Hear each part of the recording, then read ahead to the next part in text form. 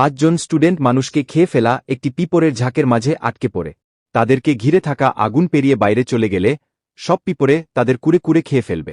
এটা জানা সত্ত্বেও সেখানে থাকা 2 জন বন্ধু নিজেদের বাঁচানোর জন্য আমাদের হিরোকে সেই পিঁপড়ের ঝাঁকের মধ্যে বলির পাঠা বানিয়ে দেয়।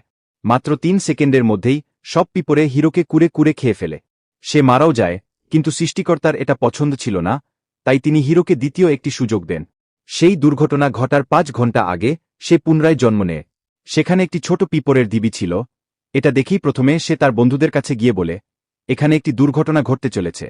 এই পিঁপড়েগুলো আমাদের সবাইকে খেয়ে ফেলবে, মেরে ফেলবে। সে নানা কথা বলতে থাকে। তোর কি মাথা খারাপ হয়ে গেছে?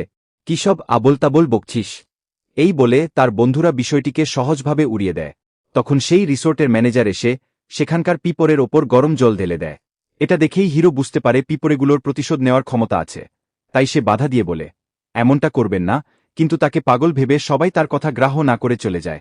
তখন সে একটি জুনিয়র মেয়ের হাত ধরে বলে, থামো, এর চেয়ে 1 পাও সামনে বাড়িও না, ওখানকার বোর্ডটা নিচে পড়তে চলেছে। রিসোর্টের ম্যানেজার বলে, তোমার সমস্যাটা কি?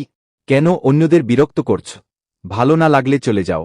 কিন্তু ঠিক তখনই হিরোর কথা মতোই সেই বোর্ডটি নিচে পড়ে যায়। এটা দেখে মেয়েটি হিরোর ওপর বিশ্বাস করতে শুরু করে যে সে যা বলছে তা সত্যি। এখন তারা 2 জনে মিলে সেই পিঁপড়ের হাত থেকে বাঁচার পরিকল্পনা করতে থাকে।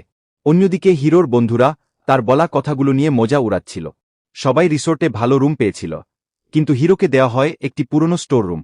সেখানে অনেক ভিনেগার দেখতে পাওয়া যায়। সেই দুর্ঘটনার সময় একটি মেয়ে পিঁপড়ের ওপর ভিনেগার ঢেলেছিল, তাই সে ভাবে এটা আমাদের জন্য খুব কাজে আসবে। এখন রাত হয়ে গেছে, বাইরে একটি কাপল কথা বলছিল।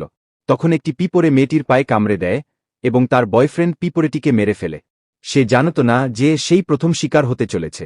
অন্যদিকে রিসোর্টের ম্যানেজার সুস্বাদু খাবার বানিয়ে নিয়ে আসে। সবাই আনন্দে সময় কাটাচ্ছে, কিন্তু শুধু হিরোই জানে কি ঘটতে চলেছে। সে নিরাপদে নিজের রুমের ভেতরেই থাকে। অবশেষে সেই পিঁপড়েগুলো সবাইকে আক্রমণ করতে শুরু করে, আর শেষ পর্যন্ত শুধু হিরো আর সেই মেয়েটি বেঁচে ফেরে।